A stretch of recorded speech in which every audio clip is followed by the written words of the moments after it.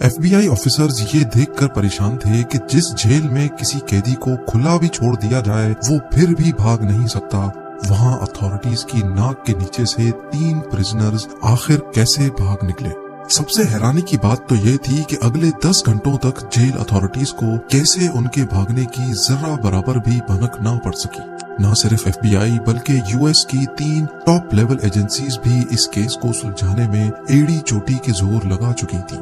हम बात कर रहे हैं एक ऐसे जेल ब्रेक की जो पिछले 60 सालों से सिर्फ उलझा हुआ ही नहीं बल्कि दुनिया के लिए अब एक मिस्ट्री भी बन चुका है। नाजरीन, पैसिफिक ओशन में मौजूद ये छोटा आइलैंड है तो सिर्फ 22 एकड़ पर फैला हुआ, लेकिन यहाँ दुनिया के खतरनाक मुजरिमों को रखा जाता था। अल्कट्राज के नाम से फेमस ये आइलैंड समंदर में ही एक बहुत बड़े पत्थर पर बना हुआ है। इसी वजह से इसको दी रॉक भी कहा जाता है। एक तो ये आइलैंड दूर दूर तक ओशन से घिरा हुआ है, दूसरा एक्स्ट्रा प्रोटेक्शन के लिए इसके गिर्द 15 फुट ऊंची फेंस भी खड़ी की गई है। जेल सार्जेंट्स की 24/7 मॉनिटरिंग के साथ साथ, क्योंकि ये पैसिफिक ओशन की ओपनिंग में मौजूद है, तेज हवाएं और ऊंची लहरें इस आइलैंड को हमेशा घेरे रखती हैं। इन सब कंडीशंस को देखते हुए 1934 में इसको फेडरल प्रिजन डिक्लेयर कर दिया गया, जहां हद से ज्यादा सिक्योरिटी दी जाती थी। इन शॉर्ट, यहाँ अगर कोई एक बार आ गया तो खुद से निकलना किसी भी सूरत मुमकिन नहीं था। इस जेल को इनएस्केपेबल का दर्जा हासिल था, लेकिन 12 जुलाई 1962 को एल्कट्राज का सारा भरम तब टूटा जब 3 प्रिजनर्स यहाँ की सिक्योरिटी को बड़ी महारत से धोखा देकर फरार हो गए। इस कहानी के मेन किरदार ये 4 लोग हैं, जिनमें जॉन विलियम एंगलिन और क्लियरेंस एंगलिन आपस में भाई हैं। इनको एक बैंक रॉबरी के केस में यहाँ रखा गया था। उसके बाद ये है फ्रैंक मॉरिस, जो 13 सालों की एज से ही ऑन एंड ऑफ जेल की शक्ल देखता रहा है। इसको भी अल्कट्राज में बैंक रॉबरी की वजह से रखा गया था। आखिर में ये है एलन वेस्ट, जो पहले भी कई बार दूसरे जेलों से भागने की कोशिश कर चुका है। इसी वजह से इसको मैक्सिमम सिक्योरिटी के लिए अल्कट्राज में रखा गया। एलन वेस्ट इस जेल में काफी अरसे से है, इसी वजह से इसको जेल के कंपाउंड के बारे में दूसरों से ज्यादा मालूम है। अल्कट्राज से भागने का आइडिया सबसे पहले 1960 में एलन वेस्ट ने ही अपने इन साथियों को बताया था। एलन ने जेल के ब्लॉक बी में एक लूप होल तलाश किया था, जहां से उनका भागना शायद किसी हद तक मुमकिन था। अब मसला ये है कि ये चारों लंच ब्रेक वगैरह में मिलते तो थे, लेकिन इनके सेल्स ब्लॉक बी में नहीं थे। ये चारों कोशिश में लगे रहे कि इनको ब्लॉक बी में शिफ्ट कर दिया जाए। खुशकिस्मती थी इनकी कि जेलर ने इनको ब्लॉक बी में शिफ्ट कर दिया, और वो भी एक दूसरे के बराबर में। इनका पहला टारगेट तो पूरा हो चुका था। चारों प्रिजनर्स एक साथ ब्लॉक बी में शिफ्ट हो चुके थे। अगले 2 सालों तक ये अपने अपने सेल्स के अंदर ही क्या खिचड़ी पकाते रहे, इसकी किसी को कानो कान खबर ना पड़ी। 12 जुलाई 1962 को रूटीन के मुताबिक सुबह के 7 बजे जेल स्टाफ तमाम प्रिजनर्स को उठाने के लिए निकले। असेंबली में काउंटिंग की गई तो इनमें 3 प्रिजनर्स मिसिंग थे। जब स्टाफ ने तमाम सेल्स को दोबारा से चेक किया तो ब्लॉक बी में एंगलिन ब्रदर समेत फ्रैंक मॉरिस को अपने ही बेड पर सोया हुआ पाया। उनको ये बात बिल्कुल भी नॉर्मल नहीं लगी और उन्होंने सेल के अंदर जाकर उनको उठाने की कोशिश की। इसी दौरान वो क्या देखते हैं कि तीनों सेल्स के बेड पे सिर्फ डमी हेड्स पड़े हुए थे। जी हाँ, वो तीनों भाग चुके थे और उन्होंने सोप, प्लास्टर और कंक्रीट के मिक्सचर से बना ये डमी हेड रख दिया था। इनमें से एक हाथ लगने की वजह से जमीन पर गिरकर टूट भी गया, जिसको इस फोटो में भी देखा जा सकता है। ये मंजर देखकर पूरे जेल स्टाफ के होश खता हो चुके थे। उन्होंने ये समझकर कि प्रिजनर्स आइलैंड से बाहर तो जा नहीं सकते, पूरे आइलैंड की छानबीन शुरू कर दी, लेकिन कहीं भी उनका नामो निशान ना मिल सका। सबको एक ही चीज सताए जा रही थी कि इतनी हाई सिक्योरिटी में एक भी नहीं 3 प्रिजनर्स भागे तो भागे कैसे। याद रहे कि इन भागने वालों में एलन वेस्ट नहीं था, जिसका असल में ये सारा प्लान था। इन्वेस्टिगेशन टीम बुलवाई गई और एफबीआई को भी रिपोर्ट किया गया। ये देखा गया कि तीनों अपने सेल की दीवार में लगे छोटे वेंट को तोड़कर बाहर निकले हैं। हैरानगी तो तब हुई जब दीवार की परली साइड पर 3 नहीं बल्कि 4 सेल्स के वेंट डैमेज थे। जी हाँ, ये चौथा वेंट एलन वेस्ट के सेल का था, जो किसी वजह से अपने वेंट से बाहर निकलने में नाकाम रहा था। एलन वेस्ट को अब अच्छी तरह मालूम पड़ चुका था कि उसके बचने का कोई चांस नहीं है, लिहाजा उसने इसी बात में अपनी भलाई मानी कि इन्वेस्टिगेटर्स को सारा प्लान बता देना चाहिए।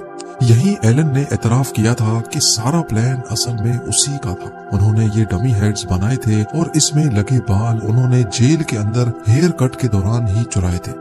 चारों सेल्स की बैक वॉल पे एक छोटा वेंट था जिसकी साइज 5 बाय 9.5 इंच थी।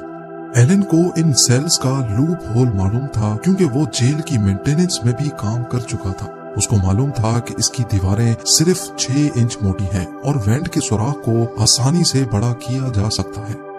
6 महीनों से चारों प्रिजनर्स मौका ढूंढकर इस वेंट के गिर्द सुराख करते थे। वो किचन से चुराए हुए चमचों की मदद से ये काम करते थे, जबकि आखिर में इन्होंने जेल के वैक्यूम क्लीनर की मोटर से एक ड्रिल मशीन भी बनाई थी।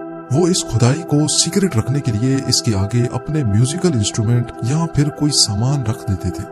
ये सारा काम खास तौर पर म्यूजिकल आवर के दौरान किया जाता था, जब जेल ब्लॉक में काफी शोर शराबा होता है। वेंट एक कॉरिडोर में निकलता था जहाँ कोई सिक्योरिटी नहीं थी। यहाँ से एक ड्रेन पाइप सीधा ब्लॉक की छत पर जाता है, जहाँ वो अक्सर मेंटेनेंस के लिए काम करते थे। अल्काट्राज में प्रिजनर्स को बिजी रखने के लिए उनसे मेंटेनेंस का काम करवाया जाता था। ये चारों प्रिजनर्स भी मेंटेनेंस करने छत पे जाया करते थे और इस बहाने वो अपने भागने के प्लान के लिए हर छोटी से छोटी चीज का जायजा भी लेते थे। छत से वो एक और पाइप को यूज करके नीचे उतरे और फिर आइलैंड की 15 फुट बड़ी फेंस को टॉप कर भाग निकले। उन्होंने अपनी सारी तैयारी पूरी कर रखी थी। रबर रेन कोट्स को जोड़कर अपने लिए एक इन्फ्लेटेबल राफ्ट भी पहले से ही बना रखी थी। ये रेन कोट्स जेल एडमिनिस्ट्रेशन की तरफ से ही दिए जाते थे, जो वो बहाने बहाने से इकट्ठे करते जा रहे थे। इसके अलावा रेन कोट से ही उन्होंने अपने लिए लाइफ जैकेट की तरह कोई चीज भी बनाई थी, जो कि राफ्ट के काम ना करने पर उनको पानी में डूबने से बचाएगी। पर एफबीआई के लिए असल सवाल अभी तक यही था कि भागने वाले प्रिजनर्स अब कहाँ हैं। उनके चौथे साथी एलन वेस्ट ने बताया कि प्लान के हिसाब से इनको सबसे पहले अल्काट्राज के नॉर्थ में एंजल आइलैंड से गुजरकर मेन लैंड में उतरना था, जहाँ सिक्योरिटी ना होने के बराबर होती है। वहाँ से इनको एक गाड़ी और कुछ कपड़े चुराने थे। अल्काट्राज के गिर्द सारे मेन लैंड्स पर छानबीन की गई, लेकिन कहीं से भी चोरी या रॉबरी की कोई रिपोर्ट नहीं मिली। इम्पॉसिबल सिक्योरिटी को चकमा देकर भागने वाले प्रिजनर्स को समंदर निकल गया, या फिर एलन वेस्ट की कहानी भी एफबीआई को चकमा देने के लिए बनाई गई थी। उन तीनों का कहीं कोई नामो निशान नहीं मिल रहा था। ब्लॉक बी की छत पे मौजूद फुटप्रिंट्स, जहां ये सारी चीजें बनाई गई थी, वो सीक्रेट वर्कशॉप और जिस पाइप पर लटक कर वो नीचे उतरे थे, उस पर पैरों के निशान देखकर ये तो वेरीफाई हो गया कि एलन वेस्ट की कहानी झूठी नहीं है।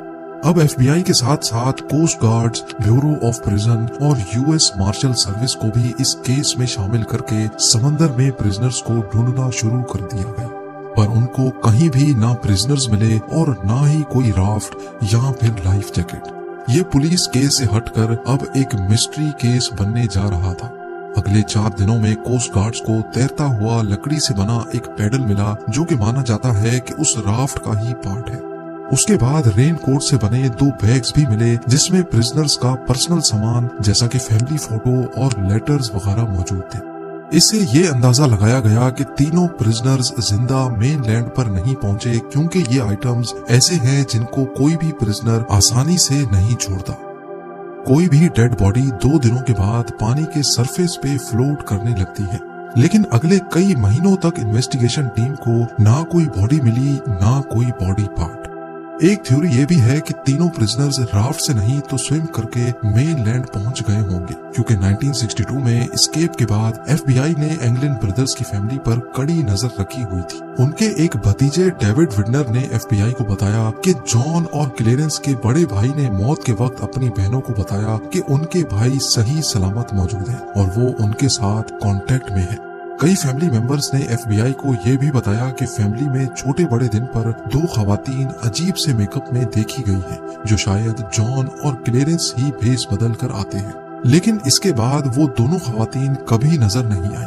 इसके अलावा एस्केप के 15 सालों के बाद एंगलिन ब्रदर्स के कजन ने ब्राजील में दोनों भाइयों को एक क्लब में देखा और उनकी फोटो भी कैप्चर कर ली। उनकी फैमिली का भी यही मानना है कि ये एंगलिन ब्रदर्स ही हैं, लेकिन यूएस मार्शल सर्विस के इन्वेस्टिगेटर्स का मानना है कि इस फोटो में जो शख्स दिख रहे हैं इनकी एज एंगलिन ब्रदर्स से मैच नहीं होती। ये आखिरी बार था जब एंगलिन ब्रदर्स के जिंदा होने की कोई खबर मिली थी। इसके बाद आज तक इनका कोई अता पता ना चल सका। एस्केप के अगले ही साल अल्काट्राज को बंद कर दिया गया। 1979 में हिम्मत हारकर एफबीआई ने भी ऑफिशियली इस केस से हाथ उठा लिए। अब सिर्फ यूएस मार्शल सर्विस है जहां ये केस अभी तक खुला हुआ है, और ये तब तक खुला रहेगा जब तक या तो प्रिजनर्स पकड़े नहीं जाते, उनकी डेड बॉडी नहीं मिलती, या फिर उनकी एज 99 नहीं हो जाती।